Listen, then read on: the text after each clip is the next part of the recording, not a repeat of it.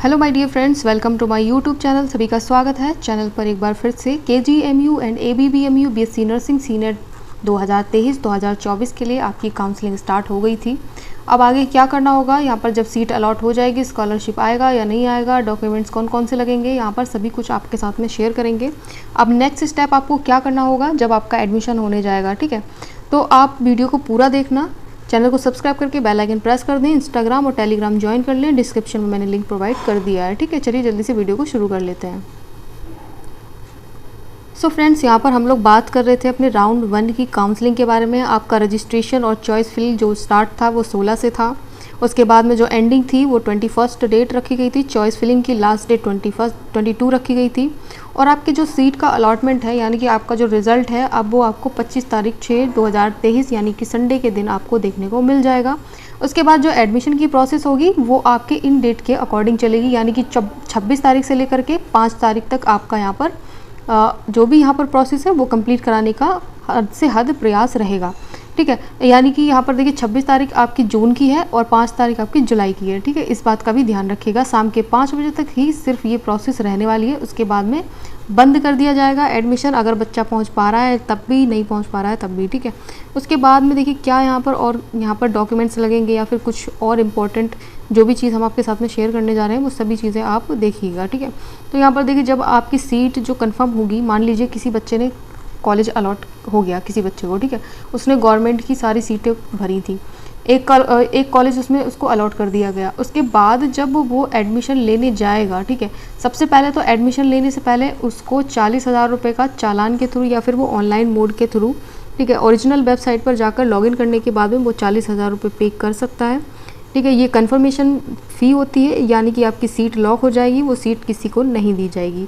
ये तो रही पहली बात। और दूसरी बात ये, अगर आपको कोई सीट अलॉट नहीं होती है, मान लीजिए कोई भी कॉलेज आपने भरा था, प्राइवेट हो या गवर्नमेंट हो, आपने कुछ भी भरा था, अगर आपको सीट अलॉट नहीं हुई, उसके बाद में आप नेक्स्ट सेकंड काउंसलिंग में पार्टिसिपेट नहीं करना चाहते हो, मीन्स आपका मन नहीं है या फिर किसी वजह से आप कर नहीं पा रहे हो, तो आपका जो भी यहाँ पर 5,000 रुपये की सिक्योरिटी फ़ीस जमा हुई थी वो आपको रिटर्न कर दी जाएगी। इसके लिए आप बेफिक्र रहें, ठीक है। तो ये तो ये फ़ीस की बात में। उसके बाद में जब आपके डॉक्यूमेंट्स का वेरिफिकेशन होगा तो उसके लिए आपको यहाँ पर अलग से 2,000 रुपये का पेमेंट करना होगा आपको, जहाँ पर कॉलेज अलॉट किया गया उस कॉलेज में जाने के बाद, ठीक है, जब आपके डॉक्यूमेंट्स वेरीफाइड हो रहे होंगे। और अगर आपके डॉक्यूमेंट्स वेरीफाइड नहीं हुए, यानी कि आपके ओरिजिनल डॉक्यूमेंट्स नहीं निकले, तो आपको वहाँ पर कोई भी एडमिशन नहीं देंगे, ठीक है, प्रोसेस को आगे नहीं बढ़ाएंगे। इस बात का भी ध्यान रखिएगा। उसके बाद एक और यहाँ पर मैं एक इम्पॉर्टेंट चीज़ बताती हूँ कि आपका जब भी अलॉटमेंट लेटर आ जाए, ठीक है, अलॉटमेंट लेटर आए तो हमेशा उसके 2 प्रिंट आउट निकलवाएं, क्योंकि कभी कभी ऐसा होता है कि प्रिंट आउट या तो कभी कभी किसी बच्चे से मिस हो जाए, बाई चांस, कह नहीं सकते, या फिर कभी कभी ऐसा भी हो जाता है कि कभी आप भूल गए हो या कोई दिक्कत से वो मिस हो गया हो, कुछ भी मतलब हो सकता है। तो हमेशा अपनी सिक्योरिटी के लिए आप 2 प्रिंट आउट निकलवाइए, ठीक है। ज़्यादा, एक प्रिंट आउट आई थिंक 10 रुपये का निकलेगा, कलर्ड वाला अगर निकलवाएंगे तो, ठीक है। उस कम का भी निकल सकता है, मुझे इतनी अच्छी जानकारी नहीं है प्रिंट आउट के बारे में। सो जितने का भी आपको अफोर्डेबल हो आप उतना निकलवा लीजिए।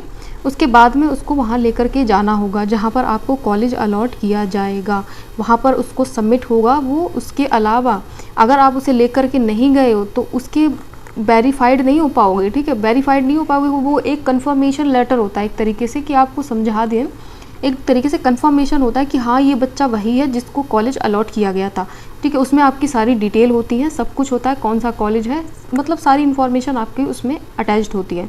तो इसलिए अलॉटमेंट लेटर बहुत इंपॉर्टेंट है, इसको बिल्कुल भी मत भूलना, ठीक है। और नीचे और इन्फॉर्मेशन है वो आपके साथ में शेयर करेंगे।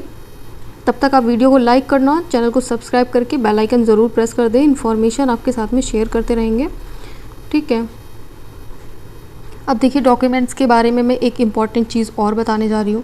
यहाँ पर देखिए OBC का जो सर्टिफिकेट होना चाहिए इशू, ठीक है, यहाँ पर सर्टिफिकेट की बात हो रही है, ये भी आप ध्यान से सुनिएगा।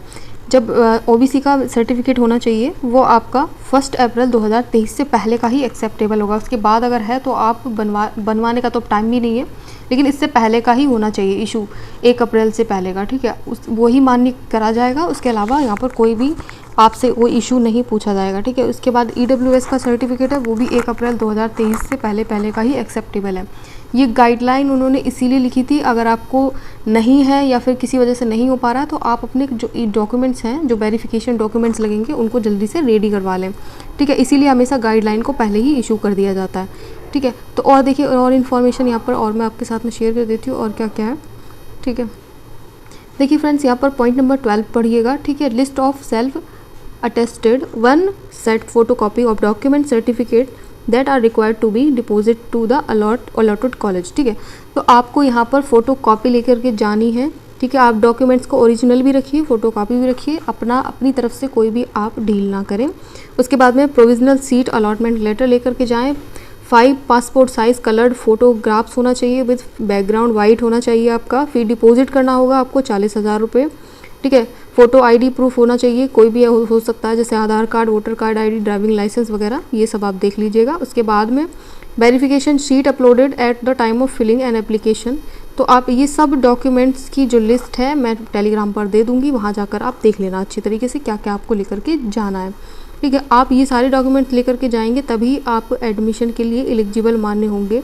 अगर आपने ये डॉक्यूमेंट्स में से कुछ भी छोड़ दिया या कुछ लेकर के नहीं गए तो आपका आगे प्रोसेस नहीं बढ़ पाएगा। ठीक है, तो ये तो जानकारी थी राउंड फर्स्ट के लिए। आई होप सभी लोग अच्छी तरीके से समझ गए होंगे किस तरीके से आपको एडमिशन लेना है जा कर के। और स्कॉलरशिप की बात की जाए, सभी बच्चे स्कॉलरशिप के लिए काफ़ी परेशान रहते हैं। तो देखिए हमेशा याद रखिए, गवर्नमेंट में आपका स्कॉलरशिप आता है, ठीक है, लेकिन प्राइवेट में स्कॉलरशिप नहीं आता है। हमेशा मैंने यही देखा है कि आपका प्राइवेट में स्कॉलरशिप नहीं देखने को मिला है कहीं भी, और गवर्नमेंट में आपका स्कॉलरशिप आएगा। ठीक है, तो डॉक्यूमेंट्स के बारे में मैंने अच्छी तरीके से आपको डिटेल में समझा दिया है। उसके बाद आप कोई क्वेश्चन है तो पूछ लीजिए, इंस्टाग्राम पर कमेंट कर दीजिए मुझे यहाँ पर। सो फ्रेंड्स, यहाँ पर देखिए इतनी ही जानकारी थी जो आपके साथ में शेयर की। आई होप सभी लोग अच्छे तरीके से समझ गए होंगे। तो सब्सक्राइब करके बेल आइकन प्रेस कर दें, लाइक करें वीडियो को, शेयर कीजिए। ठीक है, बेल आइकन ज़रूर प्रेस कर दें नोटिफिकेशन के लिए। अगर कोई वीडियो आता है तो आपके पास में जल्दी से नोटिफिकेशन पहुंच जाता है। Thanks for watching dear friends.